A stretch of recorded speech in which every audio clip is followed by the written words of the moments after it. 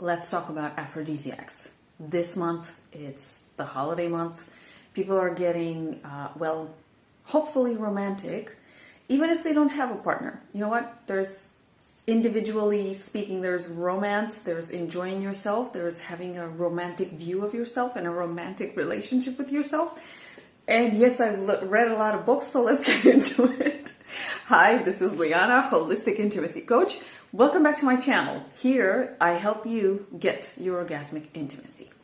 Before I get into today's discussion, I want to remind you and present to you two resources that I have which are going to be useful and linked to this video in a way this month. The first one is the Patreon community where I have my practices. In this community, I upload audios which range from 3-4 minutes to 20 plus minutes, where I do and guide and facilitate at the same time practices that help us better embody ourselves, center our emotions, get a better focus, ground ourselves, connect to our sensations, elicit and ignite certain emotions in our body, and so on. The reason I say that this month is going to be related to the topic of aphrodisiacs, I am doing a video just for that community around 12 days of Christmas. There's a free version of it here. I did it, I think, last year. It's based on the coaching work that I do with Zoe. This is a coaching client that I've been having since 2020. And this year she gave me the okay to share more details, as in not just ideas, but where to actually get them, like actual palpable concrete recommendations. That's what I'm going to do in those videos. One will be in Romanian for my fellow Romanians, and the other one obviously in English for anybody else on the planet to access it. It's only there, so consider joining. When you join, at least because when you pay for having access to 1 month, you can enjoy the practices also. I have 70 practices plus in Romanian and 70 plus in English. You've got tons of stuff to actually use, get inspired from. The second resource, Get Your Orgasmic Intimacy ebook. It's an extremely useful resource, and it contains coaching stories from the clients that I've worked with. So it's not just theory, and it's a lot of new perspectives that I don't really share here, but it's also actual concrete palpable stories of people that I've worked with relevant to the topics that I bring there. All right, now let's get into the topic at hand, which is aphrodisiacs. I have 3 parts for you today. One is, in general, what I understand as aphrodisiacs and the requirements that I invite you to consider in order to enjoy aphrodisiacs. The second part is going to be really short. I'm going to look at some answers that I got in an Instagram story poll. A lot of people answered through anonymous answers, and I'm going to share to you what people find as aphrodisiacs. And obviously, last but not least, we're going to look at an actual invitation that we can work with, because I have that for you also. So, first topic, what are aphrodisiacs? I'm going to start historically, or traditionally, or legendarily, because it comes from myths and legends of the Olympus. Aphrodisiacs, they come from the goddess Aphrodite, the goddess of love. So, food of the goddess, food of Aphrodite. Obviously, food that entices you, inspires you, arouses you, ignites your sexual passion flames. That, when you look at it, essentially, it's something that you bring into your body so that you can what? Spark or help spark your passion, get yourself in the mood for, well, cuddling and kissing and touching and lots of touching and uniting in all sorts of ways. And I do mean it, in all sorts of ways. If you're going to look at that, let's say, essence of the definition, then aphrodisiacs, in my perspective, have 2 purposes. One, it's for supporting the body to reproduce itself, because sexuality was what? First for reproduction. And that means only, or not just only, but primarily, a healthy organism, a healthy individual will reproduce itself best, meaning will give birth to healthy offspring, will have the power, the strength, the stamina to raise healthy offspring, thus ensure a very healthy continuation of the species, and why not continuation of their genes. So aphrodisiacs, if you're looking at them just from the food perspective, they are health foods. They're going to help your reproductive system primarily to stay healthy, or in some cases get back health. A lot of people have various reproductive system affections due to environmental factors, quality of food, stress factors, and so on. So aphrodisiacs can also serve as medicine sometimes, or can be medicine in some cases. Absolutely. Secondly, they help your circulatory system, because the blood must flow. Not just the spice, as Frank Herbert said, but the blood must flow in order to get arousal and sustain it. So aphrodisiacs are also foods that help your circulatory system. Yes. Last but not least, aphrodisiacs are foods that help your nervous system. Okay, they help you calm down. Not necessarily coffee, the activators, unless you have a really low blood pressure, but they help you stay and maintain your engagement in the parasympathetic nervous system. 4 years ago, so that was 2019, at the very beginning of 2019, I did a video with two main ways of having sex.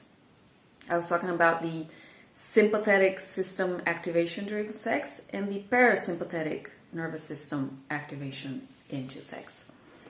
The feed, breathe, relax, sleep functions rely in the parasympathetic nervous system. Okay, you really relax, you take things slowly, you enjoy yourself. That's when you can release dopamine, oxytocin, serotonin. When your sympathetic nervous system gets activated, that's for fight, flight, freeze. That's what it does. So it's a combat, defense, get away from their response system. And that will encourage the blood flow away from your main organs, and it will encourage it to go to your limbs so that you can make a fast, safe getaway from there.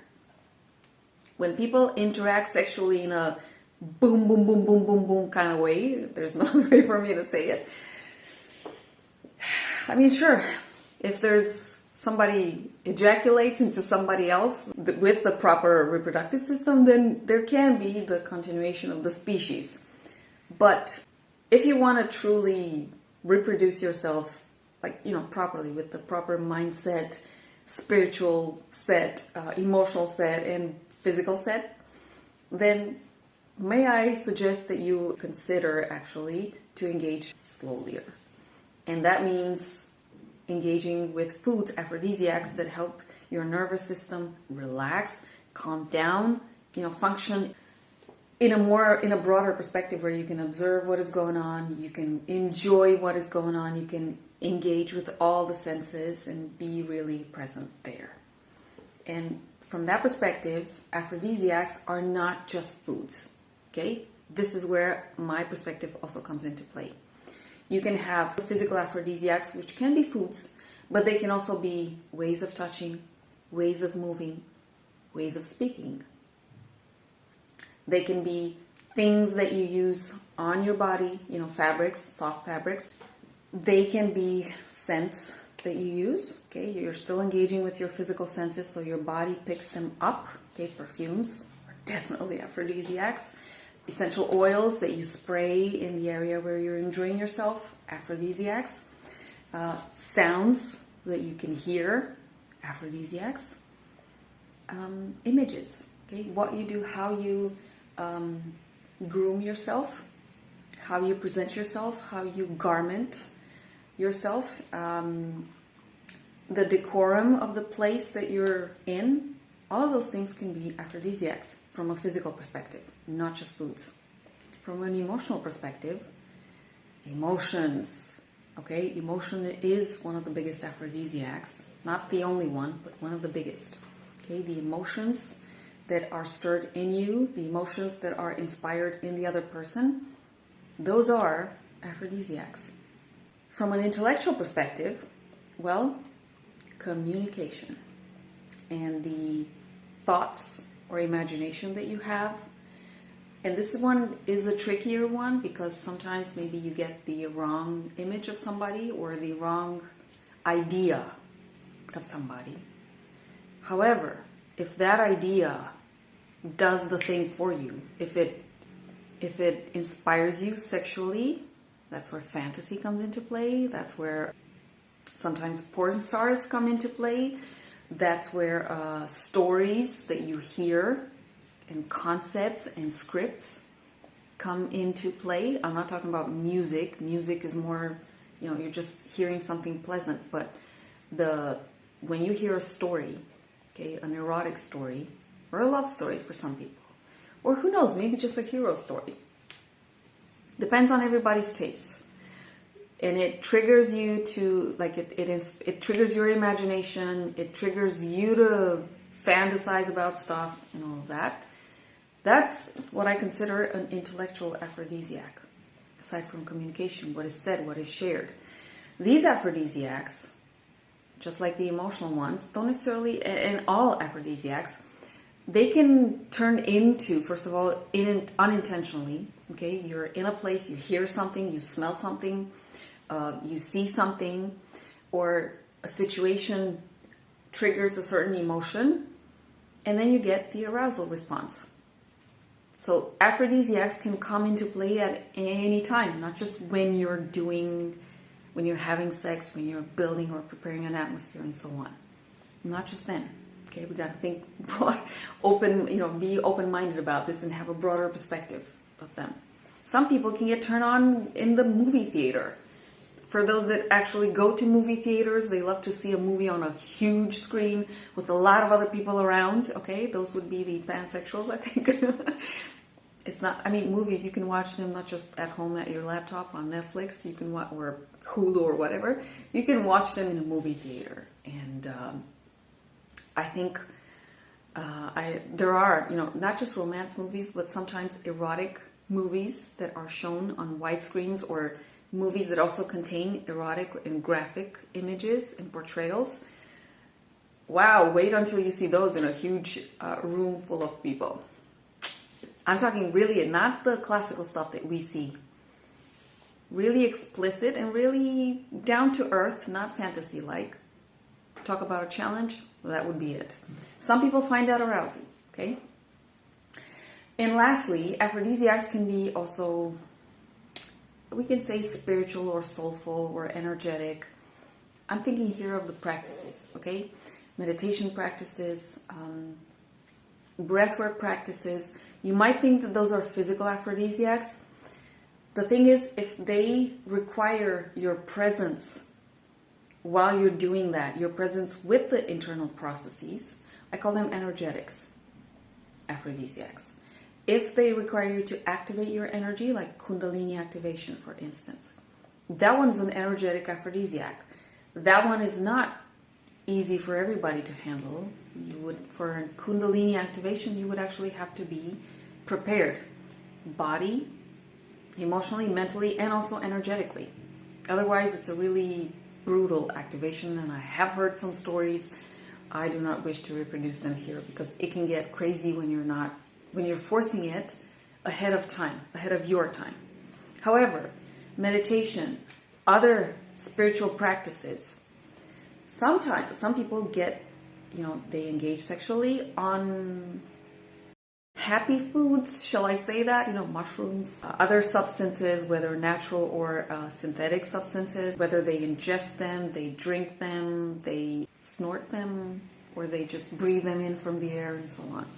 So there are many ways in which you can also play with that, with altered states of consciousness. I don't recommend, unless we're talking about breath work or complex somatic practices, and I do facilitate a few of those in my community, I don't recommend people to really go down that path. It's not exactly easy to stay focused and present when you take that kind of aphrodisiacs. Some of them can get you just high, some of them can get you stoned, and I don't think I've never been stoned. I am not interested in being stoned ever. High? Yes, breathwork, first of all. Oxygen high. I totally get oxygen high on a regular basis. So from that perspective, I enjoy getting high with natural stuff, like breathing air. In a different way, you will have to enter the community to check that one out. Imagine what? Doing a breathwork practice together with your partner and engage intimately also what that would be like.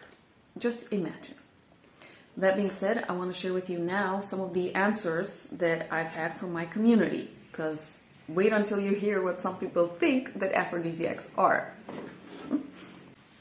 All right, as you have it on screen.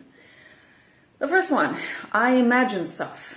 Well, go figure. Somebody's a sapiosexual here, okay? If you're using your intellect a lot, you're a sapiosexual in my definition. Somebody said, I like porn. Yes, a lot of people find porn extremely useful, together with synthetic drugs that help them get a really powerful, abrupt arousal. Some people use it. I wouldn't recommend it unless there's like an absolute and definitive need for that. And I would certainly not recommend that when you're young. Honestly, I would not recommend you messing up with your wiring, because those things, especially the synthetic drugs, was it the blue pill? Okay, the erotic pill, let's just call it like that. It totally can mess up with your circuits, and I wouldn't do that. If you're young and doing well, don't freaking mess with your pipes. Somebody answered chocolate. Totally understand that. I use chocolate. In fact, I actually I made myself a really classical type of chocolate yesterday. I hadn't made it in a while. I'm actually going to share with you some of the images of my aphrodisiacs lately. But when I tasted the homemade classical chocolate, man, I was like, oh, I miss that. Okay, the other one says, another answer, we play nurse or teacher. Okay, this is role play. This is a kinky person or a kinky couple. And this one is also intellectual. Okay, it's more like it stirs up your imagination, the dynamic, the relationship dynamic between the people. One of them is the student, the one that is being dominated, and the teacher, the one that dominates, dictates, and so on. Somebody answered in Romanian. Those are aphrodisiacs. I translated that. So they were making a reference to, there's a photo in the background here with a green drink, a white drink if you can see it below, an orange one if you can see it at the bottom, and at the left corner there's a red drink. Okay, those are, from my perspective, aphrodisiacs. Those are some of the stuff that I do, not daily but regularly, and to support my entire body health. Yes, they are aphrodisiacs. They might not produce instant arousal, but overall they help me stay with a very healthy reproductive system. Okay, I'm keeping my pipes really clean. Somebody answered pills. What can I say? Unless they are natural supplements with ashwagandha, maca, spices, all the spices that actually help you to support your circulatory system. We're talking cinnamon, clover, nutmeg, ginger, probably some other Chinese mushrooms. So there are a lot of stuff that you could portray here as aphrodisiacs, and they can be turned into pills. Sure, I would recommend those. If we're talking of synthetic, processed compounds turned into pills, like I said, unless you're really in your 50s, 60s, 70s, 80s maybe, sure, use those. I mean, with your doctor's prescription. But if you're in your 20s, 30s, 40s, 50s, man, relax.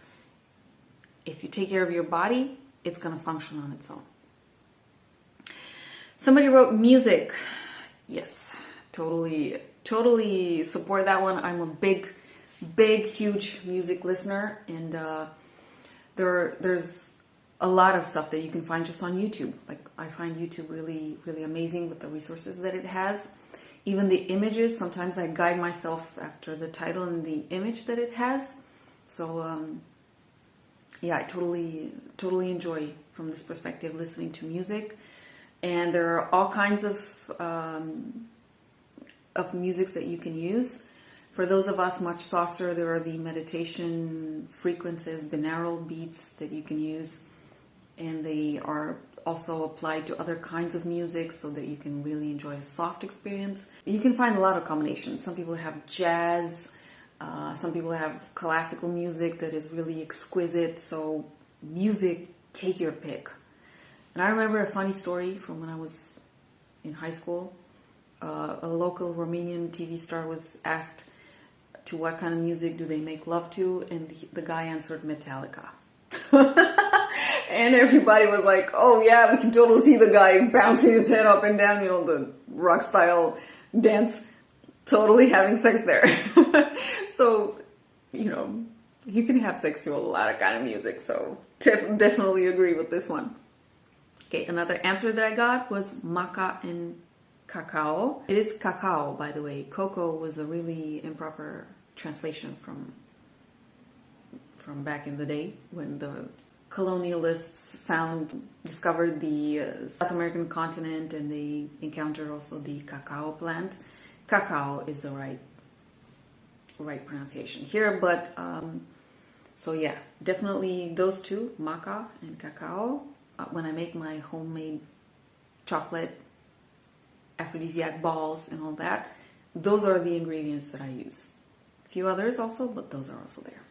And last answer, the one on the right above here, I think of penetration. I see it in my mind. Magic. This is a fellow sapiosexual. Okay? Imagination. Some people imagine, when they're engaging with somebody, they imagine somebody else. That one is an aphrodisiac, obviously. Is it one that I recommend? Totally not. Totally not okay. From an energetic perspective, if you're open to this, it totally messes your entire system. You're connecting to somebody that is not there, but you're engaging physically with somebody else. And basically you're taking your body through an experience maybe it didn't want to have because you obviously wanted to have it with somebody else. So imagining that you're having sex with a person while having sex with somebody else, it might be an aphrodisiac. I totally not recommend that. But otherwise, if you're on your own and you want to use imagination sometimes, sure. Just be careful with all of these things. Be careful how you use them. Because if you create addictions to practices, to kinds of touches, to things that you imagine, and you cannot function at all sexually without those, you cannot get ignited, then you might have a problem there. Okay, there's a point here that needs to be made about not the ethical or moral, just is it helpful or not? Is it getting you in a place where you're going to be well off in the long run? Or is it getting you in a place where you're going to be in trouble? Because maybe when you meet somebody, although you like the person, you just can't, like your wires are all crossed and they can't really function properly because they need stuff that you condition yourself in the past with. Health foods, I don't know, we all need to eat, and if they ever generate quote unquote addiction, because we do need to breathe, we need to drink water, we need to eat food, that would be like health foods as unprocessed as possible. Super foods like spirulina, chlorella, maca, ashwagandha. What else? Sometimes, like I kid you not, the supplements that you see in stores that have collagen in them, that have the Q10 enzyme, that have, what else? Hyaluronic acid in them, MSM. So those are also probably helpful. I know I take one of those supplements for my health, my hair stuff. I do have some stuff with my hair. No, it's not my natural hair. I'm sure you've been wondering for the past 30 minutes what's up with this. So my hair's in treatment, and I'm also taking some supplements. Those are also, they help you overall. So your reproductive system also. So from that perspective, if you are ever to get addicted, quote unquote, to something, I would say the more natural stuff, or if you're taking synthetics products, like the stuff that I'm taking is synthetic, It's not for arousal, it's for health purposes. And if my body's healthy, it will get aroused on its own. Okay, if something tipped off the balance of my body, you can find ways to bring it back to where it needs to be. So I said that I would present to you a resource, and I have it. And this one, so I also have a book here, which is not written by me, but I use it as a workbook nowadays, and I'm going to use it in the group. The proposal that I have, the resource, is an Aphrodisiac Group. It's going to start in January of 2023, and it's going to take place twice a month. So once every 2 weeks, we're going to do live calls, and we're going to do them until June 2023. Why?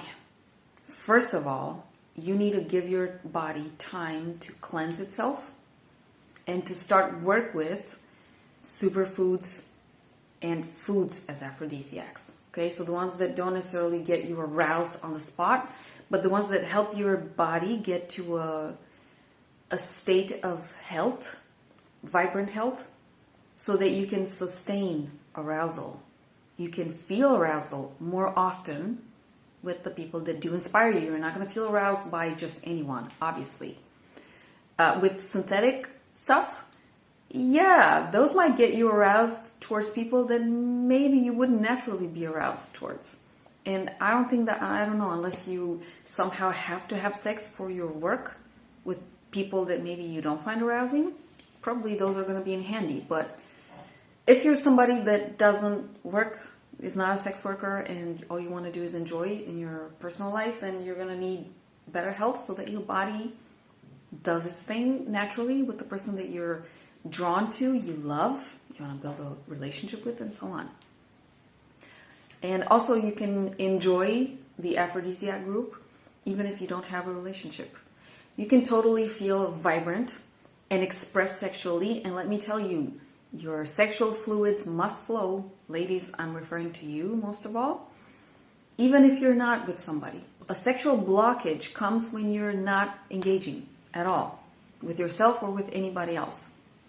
If you don't have the person that you would wish to have a relationship with, if you don't find people that you have mutual attraction with and you don't want to get into a relationship just for the sake of being in one, then it's totally fine to be on your own and express sexually nonetheless.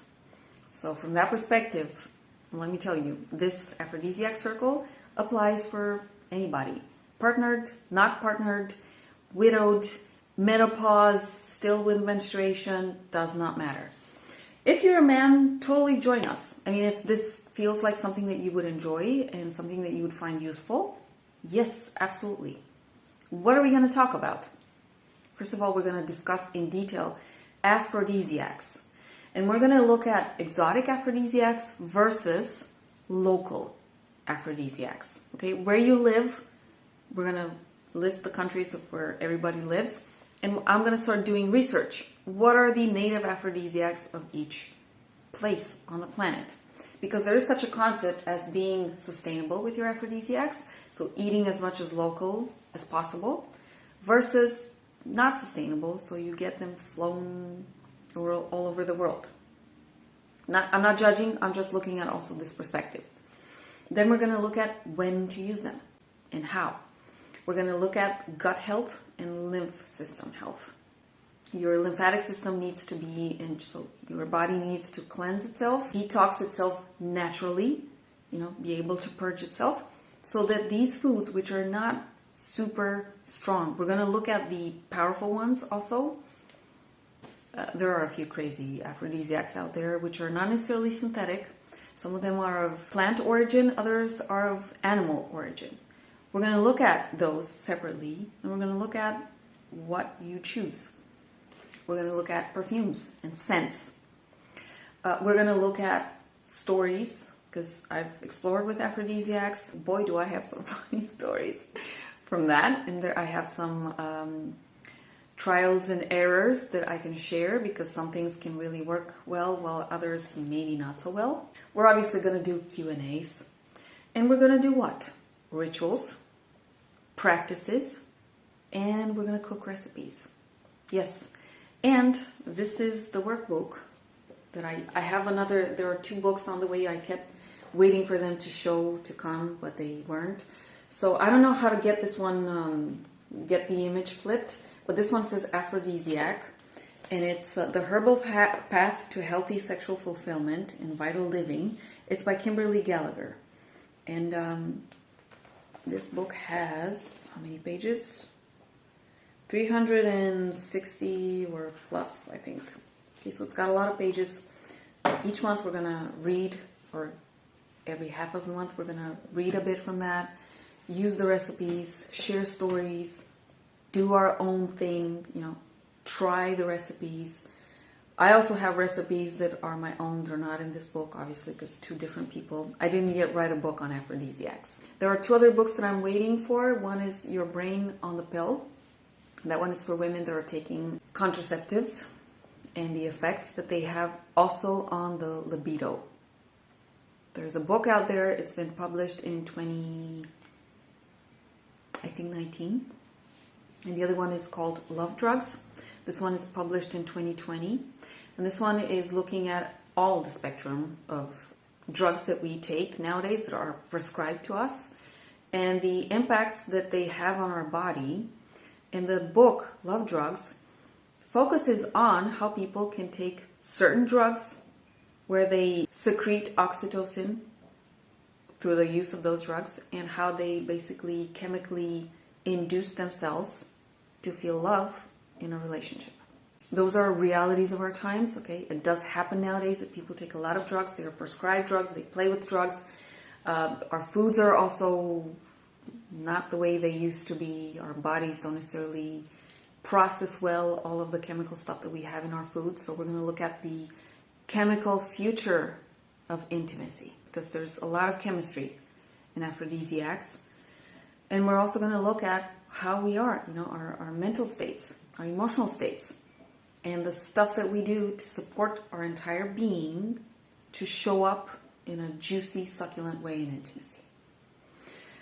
So this was a long invitation. I'm going to put the link to that webinar. I'm going to put it under this video, and I'm going to show on screen when I finish this.